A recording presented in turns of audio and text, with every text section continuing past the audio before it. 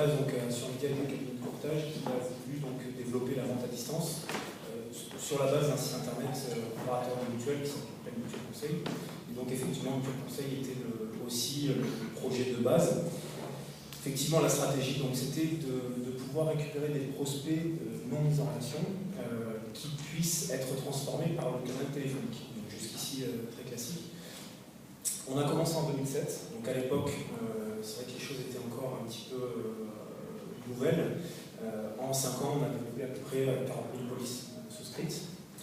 Donc effectivement, la méthode qu'on a appliquée en fait était d'obtenir commercialement, pour un commercial téléphonique, un accord préalable du prospect pour souscrire au contrat d'assurance santé.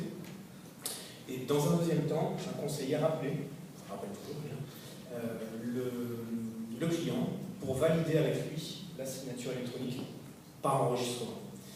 Donc la méthode c'était de reprendre tous les éléments du bulletin d'adhésion, de faire un rappel de tout ce qui était garantie, prix et engagement contractuel, donc d'avoir vraiment enregistré tous les éléments d'un bulletin et avoir une validation explicite des différents points de la souscription qui nous permettait ou pas de mettre en place la police. C'est vrai que parfois il peut y avoir dans les discours commerciaux des incohérences, des incompréhensions, et ça permettait de faire ce contrôle de la qualité en fait, de la vente du commercial.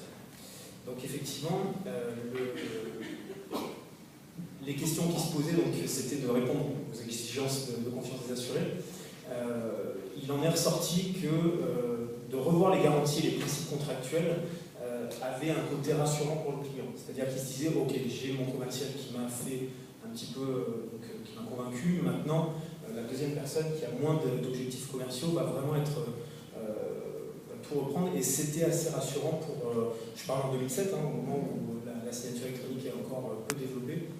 Ça a permis de rassurer les gens, ça a permis de faire un contrôle qualité, c'est-à-dire que le commercial qui a préalablement fait son argumentaire peut avoir été un petit peu aléatoire sur quelques points, sur ce qu'on parle de mutuelle, donc c'est des sujets assez techniques. Donc effectivement, ça permettait de reprendre les points et en même temps faire ce contrôle qualité en permanence. Et effectivement, d'enregistrer la discussion in fine pour justement ne pas avoir de malentendus sur ce qu'elle puisse dire au téléphone. Toute cette méthode-là était complémentaire, et elle l'est toujours, avec une signature électronique ou, à l'époque, la réception du bulletin d'adhésion. Alors après, pour la sécurisation des données, effectivement, il faut donc respecter les règles de la CNIL et prévenir les personnes que l'appel était enregistré. Mais globalement, ça permettait, donc, en 2007, avec un complément avec la signature par papier, en fait, et aujourd'hui avec la signature électronique, d'avoir un système assez complet et assez qualitatif en termes de process. L'opportunité de transformation des ventes, on parle beaucoup de mobile depuis ce matin, je pense que